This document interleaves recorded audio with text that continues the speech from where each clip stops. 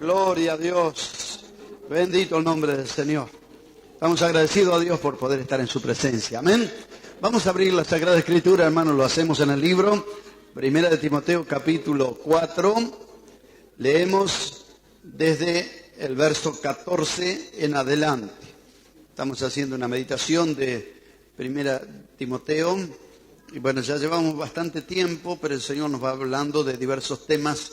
Y creo que cada tema que trata cada versículo, que hay versículos que tratan muchos temas, no un solo tema. A veces en un solo versículo hay demasiada riqueza, pero lo estamos examinando en el nombre del Señor, con la ayuda del Señor, a la luz de la palabra, y sentimos que Dios está bendiciendo esta meditación. Amén. Primera de Timoteo capítulo 4, versículo 14 en adelante. Dice así: no descuides el don que hay en ti, que te fue dado mediante profecía, con la imposición de las manos del presbiterio.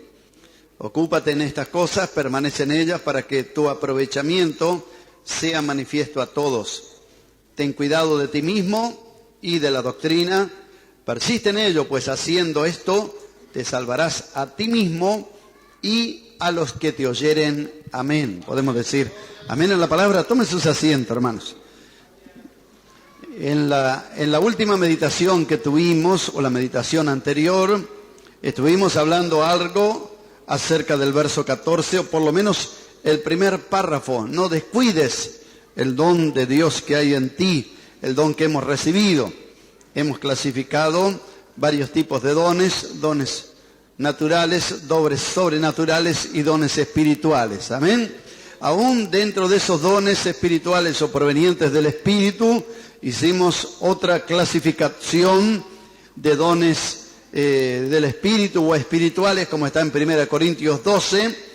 Luego hicimos otra clasificación de dones funcionales, Romanos capítulo 12, que cada uno, la función que tiene dentro del cuerpo, y describe los dones funcionales. Luego están los dones ministeriales, que son los de Efesios 4:11. Así que aún dentro de esos dones provenientes del Espíritu, hemos hecho esa tercera clasificación, o tres tipos de dones que son fáciles de aparecer en la luz de la Biblia. Cualquier estudiante de la Sagrada Escritura que le gusta investigar el tema los conoce. Hay muchos otros dones que manifiesta la Biblia, que esos dones más bien son facultades naturales que Dios concede. Como dice en el libro de Eclesiastés, que el hombre pueda comer, alimentarse del fruto de su trabajo, es también un don de Dios, ¿no? Que goce de la vida es un don de Dios. Por eso hay muchos otros dones que son de tipo natural, que menciona la Biblia. Pero los dones relacionados con la obra, con la iglesia, con la edificación espiritual, lo tenemos en estos tres tipos de dones: 1 Corintios 12, Romanos 12 y Efesios capítulo 4, verso 11. Pero a Timoteo le dice: no descuides el don que hay en ti, que te fue dado mediante profecía, con la imposición de manos del presbiterio. Esto era muy común en la iglesia en el principio, que la iglesia observara, mirara la conducta de los hermanos y que luego fueran apartados con imposición de manos del presbiterio. La doctrina de la imposición de manos es algo que el apóstol lo considera como algo de niños en Cristo. Y pareciera mentira que, aunque fuera un tema tan simple, la imposición de manos, hay una ignorancia tremenda, hermanos. Creo que es un porcentaje no pequeño, sino un porcentaje muy elevado de hermanos no saben acerca de la imposición de manos. Por eso usted va a encontrar que en las mayorías de las congregaciones, campañas, todo el mundo anda imponiendo las manos, hombres, mujeres, niños, jóvenes, todo el mundo impone las manos, porque ignora aún algo que la Biblia llama que es cosa de niños espirituales, ¿no? Vamos a leerlo en el libro de Hebreos, en el capítulo 6. Dice así en el libro de Hebreos, capítulo 6, leemos entonces, y estamos sobre esto, el don que fue dado con la imposición de manos. Así que el tema en esta noche, o la meditación, gira un poquito en la imposición de las manos. Quizá los amigos que están por primera vez en una reunión como esta, personas nuevas que tienen poca experiencia, les va a venir bien para saber que cuando alguien le toca o le impone las manos, ¿Qué hay detrás de la imposición de manos? Usted va a ver por todos lados brujos, curanderos, de todo tipo de personas que ponen sus manos sobre las personas. ¿Para qué las ponen? A través de esta pequeña meditación o esta simple meditación, usted va a saber qué es la imposición de manos. ¿Qué dice la Biblia que hay en la imposición de manos?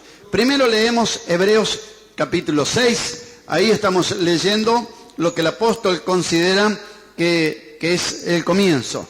Dice así, Hebreos 6:1. Por tanto, dejando ya los rudimentos de la doctrina de Cristo, vamos adelante a la perfección, no echando otra vez el fundamento del arrepentimiento de obras muertas, de la fe en Dios, de la doctrina de bautismos, de la imposición de las manos, de la resurrección de los muertos y del juicio eterno. Y esto haremos si en verdad Dios lo permite. Amén. El apóstol quería avanzar en la congregación con enseñanzas más profundas. Y dijo, hermanos, como lo dice en el capítulo 5, verso 11, que acerca de esto hay mucho que explicar, pero dice que debiendo ser ya maestros de tanto tiempo en el camino del Señor, como dice capítulo 5, verso 12, debiendo ser ya maestros, algunos dice que hay que tratarlos como si fueran niños, empezar de nuevo con ellos a enseñarles las verdades básicas, porque después de estar tanto tiempo en la congregación, 5, 10, 15 años, todavía no sabe lo que es la imposición de manos y por allí se le escapa algún desorden. Entonces dijo, es imposible, hermano, tenemos que ir adelante, dejando eso, que los rudimentos, quiere decir lo rudimentario, quiere decir los comienzos, las cosas básicas, que ya el apóstol quería dejarlas para poder enseñarle cosas más profundas. Dijo, no vamos a empezar otra vez, hermano, porque ya estamos con el edificio llegando al techo, no vamos a poner otra vez el cimiento. Pero dijo, bueno, pero si hace falta, vemos que el edificio peligra, bueno, a veces hay que volver a calar y afirmar algunas bases, ¿no? Y el apóstol dice, no vamos a echar otra vez el fundamento. Y nombra 6 cosas. No vamos a otra vez a empezar de la fe en Dios, del arrepentimiento, de la fe en Dios, de la doctrina de bautismo, explicando lo que era el bautismo en las aguas, lo que es el bautismo en el Espíritu Santo, lo que es el bautismo en el cuerpo de Cristo, ¿no? No ponerse a explicar otra vez estas cosas que ya eran comunes para los creyentes. De la imposición de las manos, parece que era una cosa que la iglesia en el comienzo, todo el mundo sabía qué era la imposición de las manos. Pero hoy, después de 2000 años de recorrido de la iglesia, de repente hay una ignorancia sobre el tema de la imposición de las manos.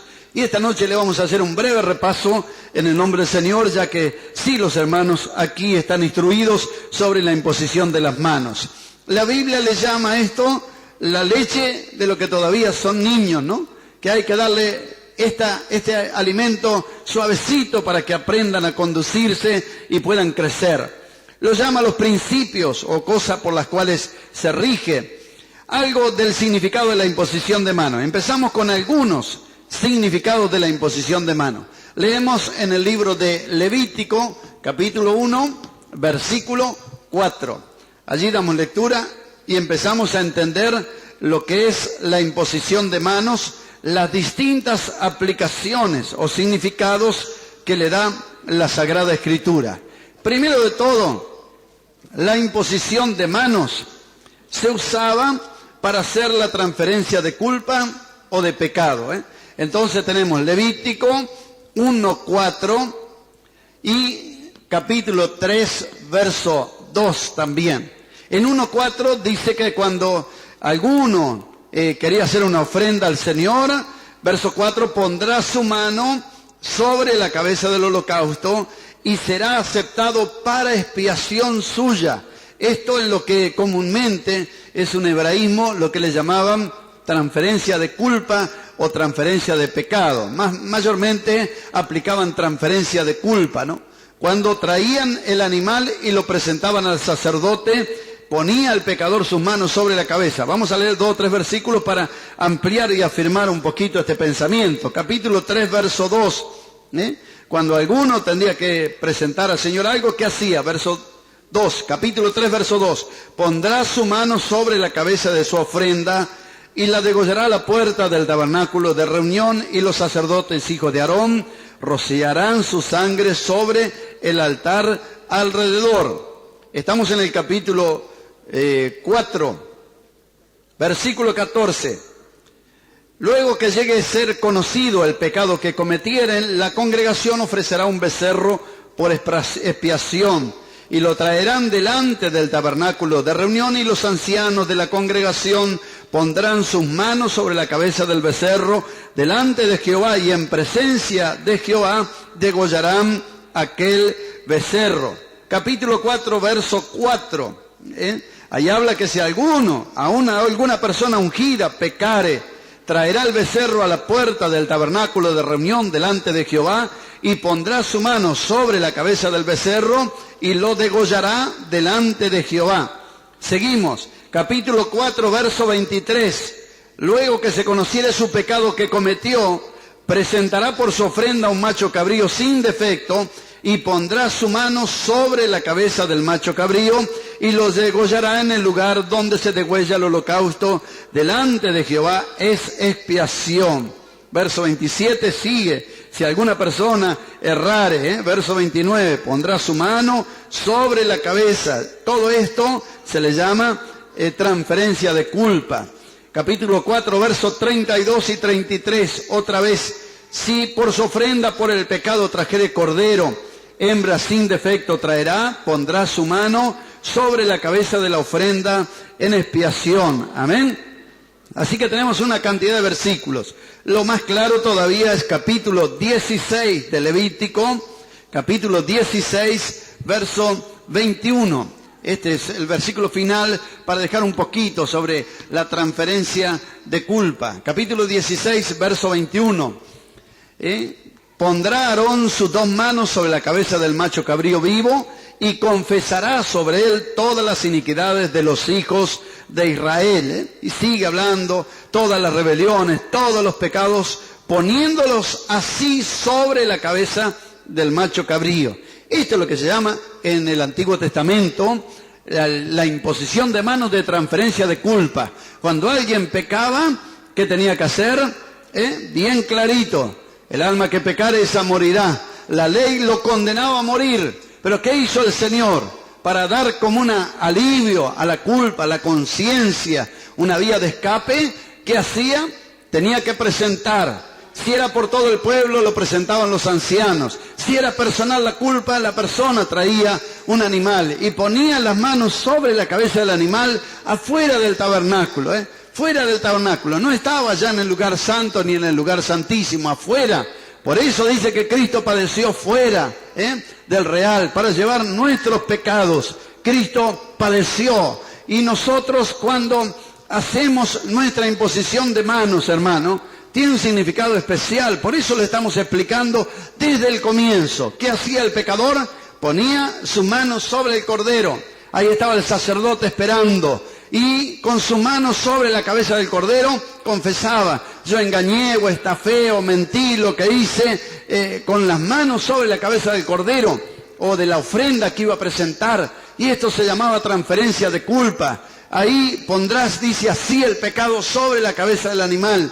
Y el sacerdote, que hacía, degollaba el animal y lo presentaba como la víctima, como que ese pecado que había en la persona pasó al animal, y el animal era degollado y cumplía así la muerte que tenía que tener el pecador, la cumplía el animal inocente. Todo esto hablaba proféticamente de lo que Cristo hizo por nosotros en la cruz del Calvario. Porque esos animales no podían, a pesar de todo eso, perdonar o limpiar el pecado del hombre. Era la aspiración a una limpia conciencia, lo dice el libro de Hebreos. Pero nosotros tenemos la bendición, sí, que la sangre de Jesucristo, su Hijo, nos limpia de todo pecado.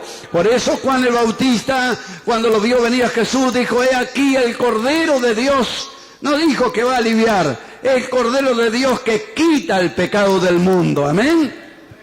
Así que esto es lo primero que encontramos sobre la imposición de manos, lo que se llama transferencia de culpa o de pecado. Luego, Jesús impuso las manos en el Nuevo Testamento. Encontramos algunas imposiciones de manos que nos marcan el ejemplo que Jesús nos dio. Jesús impuso sus manos sobre los enfermos para que sean sanados. Tocó los ojos del ciego, pero no tenía otro sentido que tomar la enfermedad. Vamos a leer Mateo capítulo 8, versículo 14. ¿Qué dice en Mateo capítulo 8, versículo 14 al 17? Los hermanos que encontraron estamos leyendo. Mateo capítulo 8, versículo 14 al 17. ¿Qué dice la Sagrada Escritura? Vino Jesús a casa de Pedro y vio a la suegra de postrada en cama con fiebre. Y tocó, ¿qué hizo Jesús? Tocó su mano y la fiebre la dejó y ella se levantó y le servía. Y cuando llegó la noche trajeron a él muchos endemoniados. Preste atención, los tratamientos que el Señor tenía con cada uno de ellos. Le trajeron a él muchos endemoniados. ¿Y qué hizo? ¿Impuso la mano sobre los endemoniados? No. Con la palabra echó fuera a los demonios y sanó a todos los enfermos. Gloria al nombre del Señor. Amén. Para que se cumpliese lo dicho por el profeta Isaías, cuando dijo: Él mismo tomó nuestras enfermedades y llevó nuestras dolencias. ¿Puede decir amén? Gloria a Dios. Quiere decir que cuando Jesús tocaba a los enfermos, ¿qué hacía el Señor? ¿Qué estaba haciendo? Estaba cumpliendo proféticamente lo que está escrito en el libro de Isaías, capítulo 53. Vamos a buscarlo para que nos ayude a la comprensión de este versículo. Isaías 53, versículo 4 y 5. Ahora usted va a entender también la importancia de que los siervos de Dios impongan sus manos, lo toquen en el nombre del Señor. Isaías 53, versículo 4 y 5. Ciertamente llevó Él nuestras enfermedades y sufrió nuestros dolores, y nosotros le tuvimos por azotado, por herido de Dios y abatido. Mas Él herido fue por nuestras rebeliones, molido por nuestros pecados. El castigo de nuestra paz fue sobre Él, y por su llaga fuimos nosotros curados. Amén. Todos nos descarriamos como ovejas, cada cual se apartó por su camino, mas Jehová cargó en Él el pecado de todos nosotros. Amén. ¿Podemos decir amén a la palabra del Señor? Así que dice la Escritura que Jesús tocó a los enfermos, imponía sus manos. ¿Y qué estaba haciendo el Señor? Este es el verdadero sentido cuando se imponen las manos sobre los enfermos. ¿Qué estaba haciendo? Contrario a lo que nosotros más o menos tenemos idea, ¿no es cierto? Más o menos nosotros tenemos idea que cuando impone la mano como que sale algo muy fuerte, pero era al revés. El Señor, ¿qué estaba haciendo? No es que estaba saliendo algo, aunque dice que salía virtud de Él y lo sanaba todo, ¿no? Pero ¿qué estaba haciendo? Antes que saliera la virtud, estaba tomando las enfermedades, diciendo: fiebre, dejá a la suegra de Pedro, vení para acá. Él estaba cargando. Al ciego tomó la ceguera, al paralítico tomó la parálisis. Jesús tomó las enfermedades, las cargó sobre Él, amén, y la persona quedó libre, y la enfermedad atacó su cuerpo, y allá en la cruz de Calvario, toda esa carga lo llevó a la muerte. ¿Para qué? Para que el hombre no muriera, para que el hombre no estuviera más enfermo. Por eso nosotros creemos lo que dice la Biblia, que el Señor tomó nuestras enfermedades. Cuando nos mandó sobre los enfermos, pondrán su mano y sanarán. Los siervos de Dios están haciendo eso. Le están recordando al diablo, a la enfermedad, a los poderes de las tinieblas que están en los aires. Esto es lo que hizo Jesús. Acordate, yo le impongo mi mano, no en mi nombre, porque la enfermedad me mataría, pero le impongo en el nombre de Jesús de Nazaret, recordándole a Satanás que Cristo venció la enfermedad en la cruz. Digo: enfermedad, vení para acá. Así como Cristo murió allá en la cruz, allá está el fin de tu poderío. Cristo te venció. Cristo venció la misma muerte. Gloria a Dios. Alábale al Señor, dele gracias. esta noche si ha venido enfermo, lo vamos a hacer en el nombre del Señor. Los hermanos del presbiterio van a imponer sus manos sobre usted y usted va a saber lo que están haciendo los hermanos cuando ponen su mano. Van a saber que están haciendo algo que hizo Jesús hace casi 2000 años, recordándole a esa enfermedad con la autoridad que hay en el nombre de Jesús. Vení, enfermedad, para acá. Deja a esta persona libre. Cristo te venció. Cáncer, déjalo libre. Cualquier enfermedad, déjalo libre. Cristo te venció en la cruz. Adore, dele gracias al Señor, que el Señor llevó nuestras dolencias, llevó nuestras enfermedades. Por eso no dice la Biblia que Jesús impuso sus manos sobre los endemoniados, ¿no? ¿Por qué no impuso sus manos sobre los endemoniados? Porque tendría que haber entrado esos espíritus inmundos y no podían entrar en él, ¿no? Porque en él estaba el Espíritu Santo de Dios. Pero ahí procedió de otra manera. A los endemoniados, con la palabra echó fuera a los demonios. Jesús dijo, si los demonios salen, gloria a Dios, el reino de los cielos ha llegado a vosotros. Te va a encontrar por el dedo de Dios. Los demonios salían, vete en el nombre de Jesús. No va a encontrar que Jesús oraba por los endemoniados. Los demonios los echaban en el nombre de Jesús. Amén.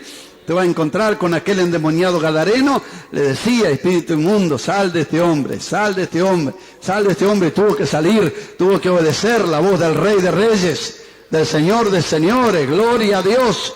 Dice, aquel joven que estaba revolcándose, reprendió Jesús al espíritu inmundo, diciéndole, espíritu inmundo, te mando, sal de él y no entres más en él. No es que salió y salió el muchachito y se fue Jesús y al rato estaba endemoniado de vuelta, ¿no?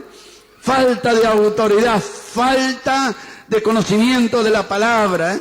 Hoy los endemoniados salen y a la semana lo traen de vuelta más endemoniados que antes, ¿no? Pero Jesús, cuando sanó a los enfermos, libertó a los endemoniados, hizo una obra maravillosa. Sí les advirtió, no vuelvan a pecar, no sea que te venga algo peor. Cuida esa salvación. Si viniste enfermo, bueno, dale valor de donde el Señor te sacó. A veces tan soberbios, no queremos recibir ni una pequeña amonestación del pastor, del presbiterio. Nos olvidamos de dónde nos sacó el Señor. A un hermano que han salido de la locura, de poseído, de espíritus inmundos, de espíritus viciosos, vienen al camino del Señor. Nunca se olvide de dónde lo sacó el Señor. Jesús dijo que cuando el espíritu inmundo sale del hombre, anda por allí dando vueltas por los lugares secos y busca 7 espíritus peores y trata de volver a entrar. Procure en esta noche ser lleno del Espíritu Santo. Que si le quieren atacar a aquellos espíritus inmundos que antes tenían la habitación en su cuerpo, que cuando lleguen suceda lo que dijo aquella niña cuando le preguntó su patrón, te cuesta mucho vencer, no era una niña, una joven, dijo, te cuesta mucho vencer la fornicación, te cuesta mucho vencer los deseos de andar por allí. Dijo, es tan sencillo, dijo, cuando llama la tentación a mi puerta, cuando llama el diablo, los demonios, Jesús sale a atender y tienen que salir corriendo, porque en mi corazón no vivo yo, mas vive Cristo en mí. Gloria a Dios. Alábele al Señor, hermano, para que usted sea libre, sienta la autoridad del Espíritu. Gloria al nombre de Jesús. Qué bueno sentir la autoridad del Señor, amén. Gloria a Dios. Para eso hay que vivir crucificado con Cristo. Yo no sé si los hermanos recuerdan, pero hace un poco de más de 25 años yo trabajaba de chofer y entre las paradas que se hacían en la estación de Paso del Rey, había un barcito allí, un café, y la gente venía y comía apurado, sándwiches, cosas, pizza, y tomaba el tren. Y yo recuerdo que en una oportunidad vi un hombre apoyado así sobre el mostrador. Este hombre estaba muy tomado y iba a dejarlo, ya iba a ir al control, iba a pasar de largo, pero sentí clarito el Señor que me dijo, háblale a este hombre. Y miré, borracho ahí con el vaso agarrado y una mano en la botella y otra en el vaso, y seguía ya de largo cuando otra vez sentí claro la voz del Espíritu. Volví a hablarle a ese hombre y tuve que parar ese paso apresurado y volver, y entré en aquel bar Y no sabía ni cómo hablarle, porque es muy difícil hablarle a una persona que está tomada. Pero me acerqué a aquel mostrador y aquel hombre que estaba con los ojos medio entornados, le toqué la espalda, le dije, ¿qué le pasa, amigo, que está tomando tanto? Él me miró como diciendo, a vos, ¿qué te importa si yo tomo o no? Pero yo no hice caso de eso. Le dije, usted tiene una sed que no se va a apagar con este vaso de vino. Yo tengo una bebida para ofrecerle. Jesús dijo que el que bebiere del agua que yo le daré no tendrá sed jamás. Usted no va a venir más a tomar aquí si bebe del agua que yo le ofrezco en el nombre del Señor. El hombre corrió la botella, corrió el vaso, se incorporó y me dijo, salgamos afuera, dijo, porque este no es lugar para hablar de estas cosas, dijo, ¿no? ¿Cómo saben? Hasta los mundanos saben, ¿no? Salimos afuera. Y ahí en la vereda yo le empecé a hablar del Señor y que Jesús dijo, el que cree en mí, como dice la Escritura, de su interior correrán ríos de agua viva. Y le estaba hablando y hablando y el hombre me dijo, un momento, me dijo. Y aunque estaba medio tomado, pero sabía bien lo que decía. Me dijo, yo soy medio un espiritista, me dijo. Y yo tengo capacidad para leer las manos, dijo. Antes que usted me siga hablando, quiero que me muestre sus manos para saber si usted es un hombre verdadero o no. Quiero saber si me está diciendo la verdad o no. Muéstrame sus manos. Yo no sabía qué hacer, si mostrarle o no mostrarle mis manos. Me sorprendió lo que el hombre me dijo. ¿Qué voy a hacer? ¿Le voy a mostrar mis manos o no se las voy a mostrar? ¿Qué va a decir algún hermano si me ve que el otro me está leyendo las manos? Pero como dice la Biblia, que cuando alguien quiere contradecir, ni penséis lo que vas a responder, porque el Espíritu Santo pondrá palabra en vuestra boca que va a avergonzar al adversario. ¿Puede decir amén? Gloria a Dios. Y en ese momento que yo no sabía qué hacer, pero vino el Espíritu de Dios y yo levanté mis manos y le dije, mire mis manos, le dije, usted mis manos no las va a poder leer, no va a ver nada, va a ver como dos agujeros porque yo estoy juntamente con Cristo crucificado y no vivo más yo, más vive Cristo en mí y Cristo es la verdad. Usted va a ver, la verdad es esta, Cristo murió por usted en la cruz del Calvario.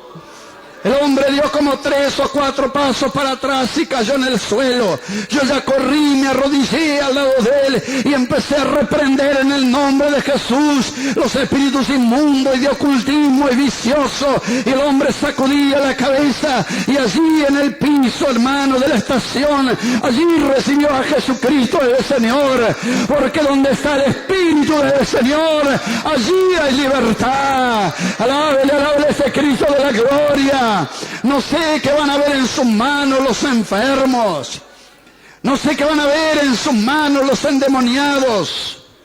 No sé si van a ver las señales que vive crucificado con Cristo, o que vive la carne, o que vive la vanagloria. Por eso el diablo juega y los demonios también con muchos creyentes, porque no viven crucificados con Cristo.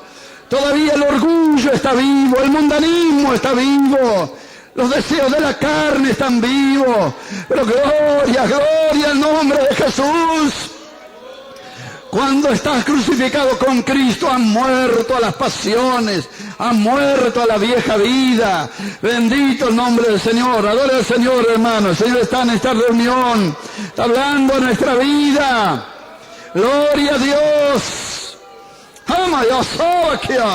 Hay poder en el nombre de Jesús. Jesús ponía sus manos sobre los enfermos, tomó la enfermedad, la cargó sobre él y la llevó en la cruz del Calvario.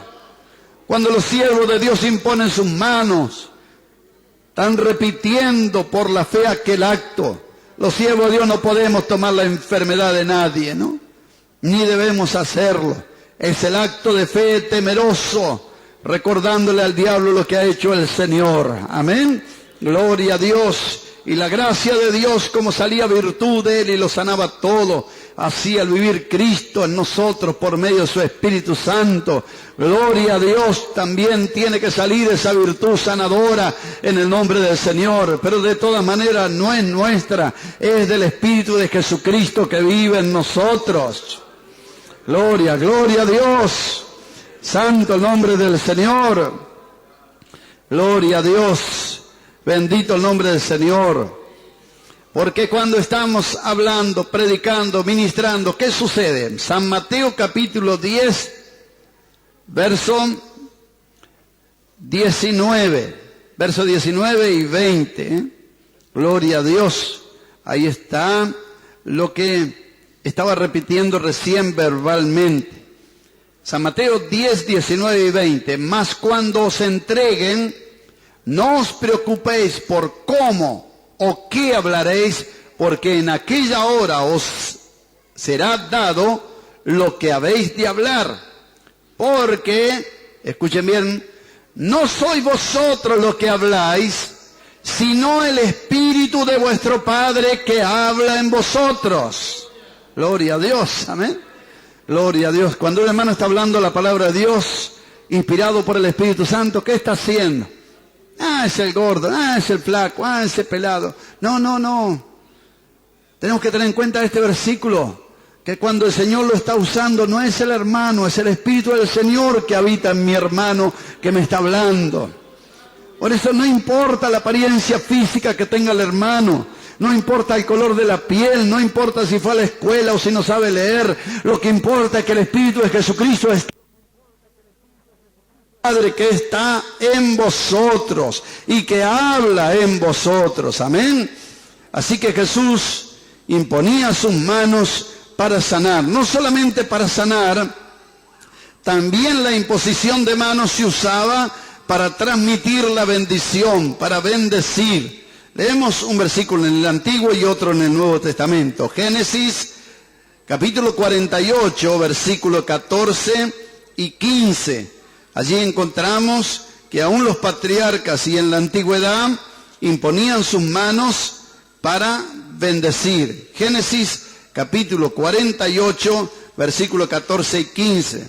Entonces Jacob, que es Israel, extendió su mano derecha y la puso sobre la cabeza de Efraín, que era el menor, y su mano izquierda sobre la cabeza de Manasés, colocando así sus manos adrede, aunque Manasés era el primogénito, y bendijo a José diciendo: el Dios en cuya presencia anduvieron mis padres, Abraham y Isaac, el Dios que me mantiene desde que yo soy hasta este día, el ángel que me liberta de todo mal, bendiga a estos jóvenes. Amén. Gloria a Dios. Puso sus manos ¿para qué? Para bendecir. Amén. Gloria a Dios. Leemos San Marcos capítulo 10 en el Nuevo Testamento. Leemos otra vez que Jesús también ponía sus manos no solo para sanar los enfermos, sino también para bendecir. Marcos capítulo 10, versículo 13 al 16. Y le presentaban niños para que él los tocase, y los discípulos reprendían a los que se lo presentaban. Viéndolo, Jesús se indignó y les dijo: dejad a los niños venir a mí, no se lo impidáis, porque de los tales es el reino de Dios.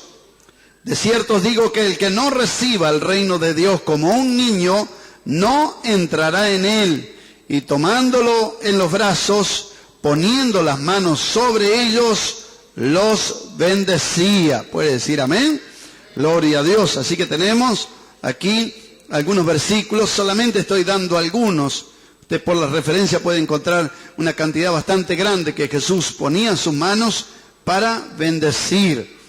Y también es lo que hacemos nosotros a veces en la ceremonia de casamiento, cuando imponemos nuestras manos sobre los novios, es para impartir la bendición de Dios sobre la boda, sobre los que contraen matrimonio. Ponemos nuestra mano para que Dios bendiga ese matrimonio que se ha formado en el nombre del Señor. Amén. Aunque la ceremonia de casamiento no es una orden bíblica como nosotros la tenemos de la Santa Cena, pero es más particular. Sin embargo, la oración para recibir la bendición de Dios sí es algo bíblico. El casarse delante de la presencia de los ancianos también es bíblico. Una vez me dijo uno: ¿dónde encontrar el casamiento en la Biblia? Qué ignorancia, ¿no? Pensaba que casándose atrás de la iglesia era lo mismo, ¿no es cierto? Pero no es lo mismo. Y era un pastor, hermano, y les tuve que mostrar, hermano, ignorás cómo venían delante de los padres, delante de los ancianos. Había testigos de que toma a esta por mujer y daban señales de que la habían tomado y le daban su bendición. Gloria al nombre del Señor, amén. Así que si Jesús estuvo, y uno de los primeros actos de la Biblia fue en la presencia de Dios la formación de un matrimonio, y Jesús, qué coincidencia, ¿no? El primer milagro lo hace en unas bodas, ¿no? Así que el Señor estuvo allí presente en un casamiento, y ojalá que siempre en nuestro casamiento esté presente el Señor, amén. Y que los hermanos que contraen enlace, los jóvenes que se unen, no lo hagan así nomás como cualquier cosa. Que vengan a buscar la bendición del Señor y luchen también para merecerla en el nombre del Señor. Amén. Gloria a Dios. Dice la Sagrada Escritura que para recibir también el bautismo del Espíritu Santo se imponía las manos. Qué lindo cuando hay obreros que tienen esta gracia del Señor de poder imponer sus manos y que la gente reciba el bautismo del Espíritu Santo. Esto también es un don de Dios. ¿Qué dice la Sagrada Escritura? Hechos, capítulo 8, versículo 17. Hechos, capítulo 8, versículo 17.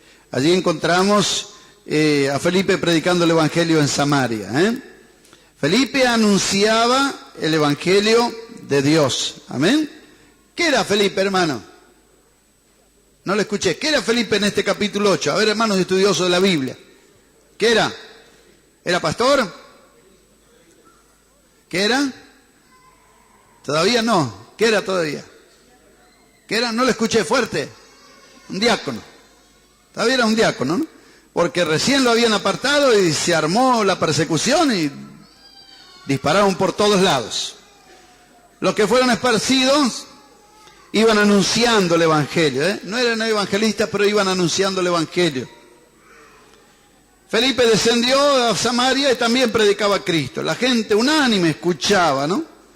Las cosas que decía Felipe, qué cosas diría, ¿no? Viendo y oyendo las señales. Muchos que tenían espíritu inmundo salían dando grandes voces, paralíticos, cojos, eran sanados, había gran gozo. Y desde el más pequeño hasta el más grande decían, este es el poder de Dios, escuchando también a un mago que había ahí. Pero dice la Escritura que cuando creyeron a Felipe, verso 12, que anunciaba el Evangelio del reino de Dios y el nombre de Jesucristo, se bautizaban hombres y mujeres. Y ese mago, que todos estaban engañados creyendo que era el gran poder de Dios, creyó también y fue bautizado. Viendo las señales y grandes milagros que se hacían, estaba atónito.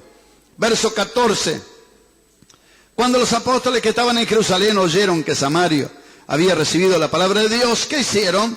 Enviaron refuerzo, enviaron a Pedro y a Juan. Los apóstoles lo enviaron a estos dos apóstoles.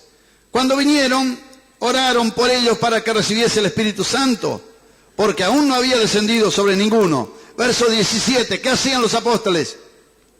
Le imponían las manos. Felipe no dijo, no, ¿para qué vienen esto? Si Dios me está usando a mí, le voy a meter manos yo y listo, ¿no? No, esperó que vengan los apóstoles. ¿Qué hicieron los apóstoles? Le imponían las manos y ¿qué pasaba? Recibían el Espíritu Santo.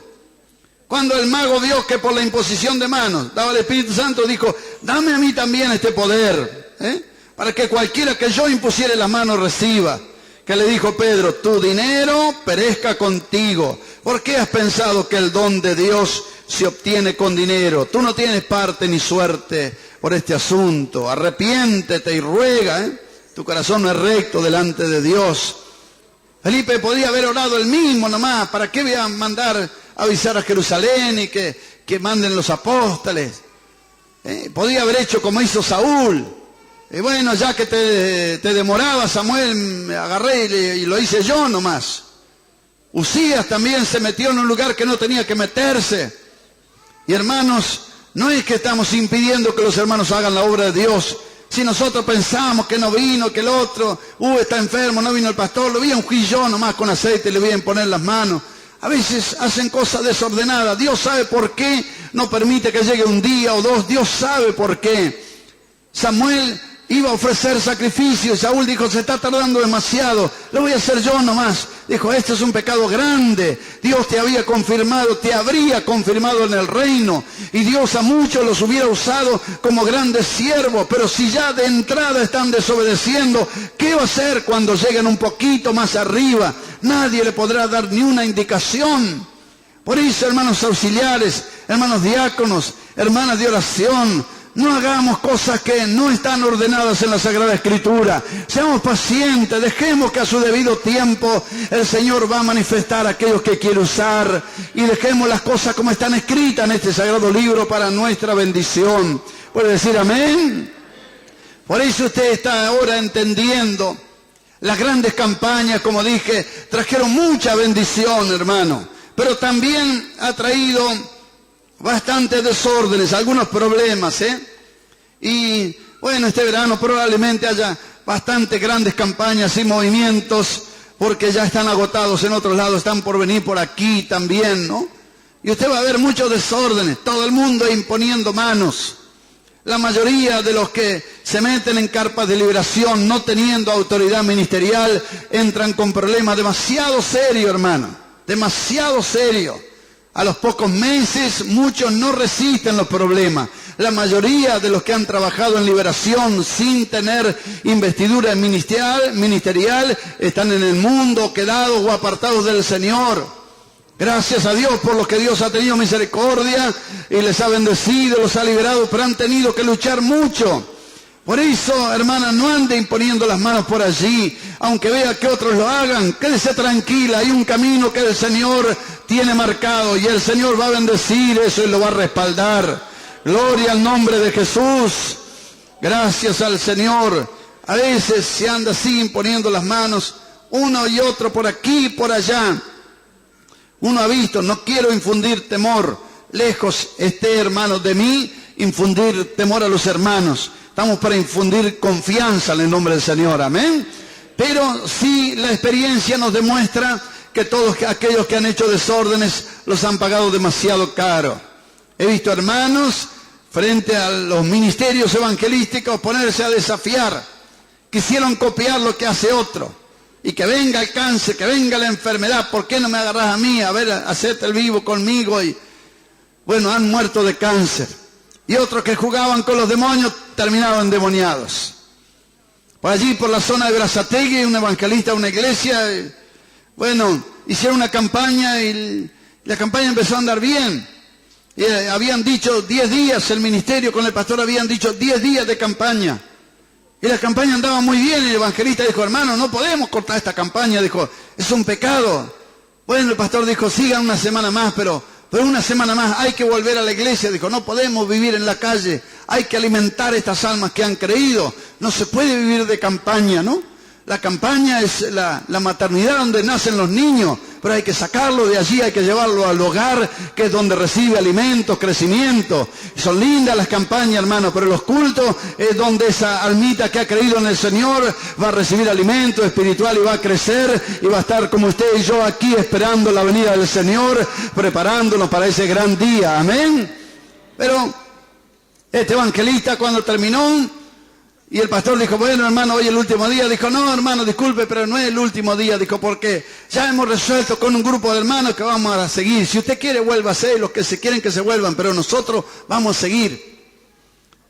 Y bueno, el pastor no sabía qué hacer, finalmente se volvieron y un grupo bastante grande de hermanos se quedaron allí en la campaña. Y bueno, si el pastor quiere que se vuelva a la iglesia, nosotros vamos a seguir y ya ordenó 2 mujeres para acá y 5 para allá y lo otro de esto. Y la mujer la puso de jefa de liberación en la carpa. Y ahí estaba la mujer metiendo mano a los endemoniados por aquí y para allá. Y al principio parece que no pasó nada, hermano. Todo seguía igual.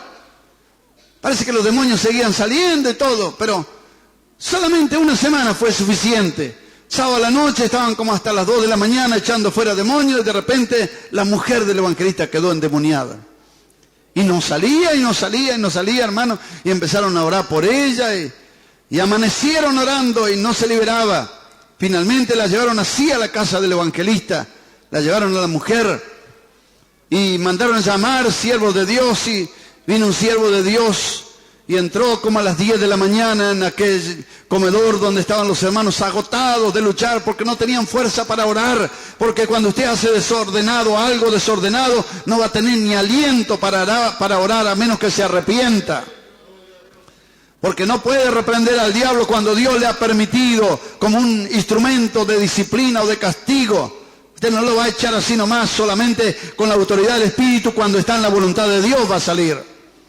Y hermanos, lamentablemente, a las 10 de la mañana llegó un siervo de Dios, entró hablando en lengua, y era alguien que no lo habían mandado llamar, pero dijo: yo estaba orando y vengo a traerle un mensaje del Señor. No se va a liberar porque es disciplina de Dios, va a partir así a la eternidad. Y acerca del mediodía partió a la eternidad así, hermano, porque con las cosas de Dios no se juega. El mundo espiritual es demasiado serio. Algunos lo toman muy livianamente, de juguete, y meten la mano y desobedecen y andan por aquí, por allá suelto, termina perdido. Este es el camino, andad por él y hallaréis descanso para vuestras almas. Nadie a través de la rebeldía ha alcanzado ninguna bendición. No se olvide de esto, hermano. Sean rebeldes en la práctica de la doctrina, sean rebeldes en cualquier situación ministerial de servicio. La rebeldía nunca ha traído bendición. Sí, la obediencia nos ha traído mucha bendición. La obediencia ha traído liberación. El miércoles teníamos una palabra muy sencilla, pero que golpeó fuerte en nuestros corazones. Cuando leímos aquel versículo: téngannos los hombres por siervos de Dios, ¿no? Por ministros del Señor. Pero es necesario que el administrador sea hallado fiel.